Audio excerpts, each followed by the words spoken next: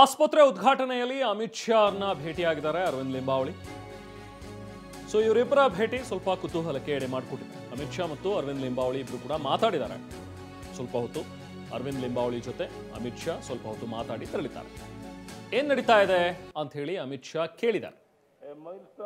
ಅಂದ್ರೆ ರಾಜ್ಯ ಬಿಜೆಪಿಯಲ್ಲಿ ಆಗ್ತಾ ಇರುವಂತಹ ಒಂದು ಬೆಳವಣಿಗೆಗಳು ಎಕ್ಸಾಕ್ಟ್ ಆಗಿ ಏನಾಗಿದೆ, ಏನ್ ನಡೀತಾ ಇದೆ ಅನ್ನುವಂಥದ್ರ ಬಗ್ಗೆ ಅರವಿಂದ್ ಲಿಂಬಾವಳಿ ಅವರ ಹತ್ರ ಮಾತಾಡಿದ್ದಾರೆ.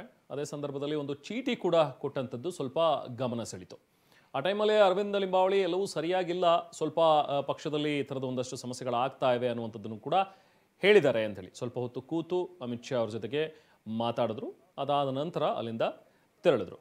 ಸೊ ಆಗ ದೆಹಲಿಗೆ ನಾನು ಕರಿತೀನಿ, ನೀವು ಬನ್ನಿ ಅಂತ ಹೇಳಿ ಅಮಿತ್ ಶಾ ದೆಹಲಿಗೆ ಬನ್ನಿ ಅಂತ ಹೇಳಿದಾರಂತೆ. ಅಮಿತ್ ಶಾ ಮತ್ತು BS ಯಡಿಯೂರಪ್ಪ ಅವರು ಕೂಡ ಮಾತಾಡಿದ್ದಾರೆ. ವಿಜಯೇಂದ್ರ BSY ಜೊತೆ ಪ್ರತ್ಯೇಕವಾಗಿ ಅಮಿತ್ ಶಾ ಮಾತಾಡಿದ್ದಾರೆ.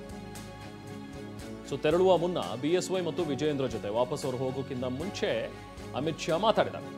ಜೊತೆಗಿದ್ದವರನ್ನ ಹೊರಗಡೆ ನಿಲ್ಲಿಸಿ ಬರೀ 3 ಜನ ಸೆಪರೇಟ್ ಆಗಿ ಮಾತಾಡಿದಾರಂತೆ.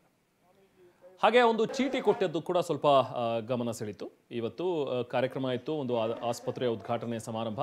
ಆ ಟೈಮಲ್ಲಿ ನೋಡಿ ಅಲ್ಲಿ ಒಂದು ಕಡೆ ಶ್ರೀಗಳು ಕೂತಿದ್ದಾರೆ, ಅವ್ರ ಪಕ್ಕದಲ್ಲಿ ಅಮಿತ್ ಶಾ, ಹಾಗೆ ಅವ್ರ ಪಕ್ಕದಲ್ಲಿ BS ಯಡಿಯೂರಪ್ಪ ಅವರಿದ್ದಾರೆ, ಈ ಕಡೆ ವಿಜಯೇಂದ್ರ ಇದ್ದಾರೆ, BSY ಪಕ್ಕ ಅರವಿಂದ್ ಲಿಂಬಾವಳಿ ಇದ್ದಾರೆ. ಬಟ್ ಸ್ವಲ್ಪ ಹೊತ್ತಾದ್ಮೇಲೆ ಅರವಿಂದ್ ಲಿಂಬಾವಳಿ BSY ಜಾಗಕ್ಕೆ ಬಂದು ಅಲ್ಲಿ ಸ್ವಲ್ಪ ಹೊತ್ತು ಕೂತ್ಕೊಂಡು ಅಮಿತ್ ಶಾ ಅವ್ರ ಜೊತೆಗೆ ಮಾತಾಡಿದ್ದಾರೆ.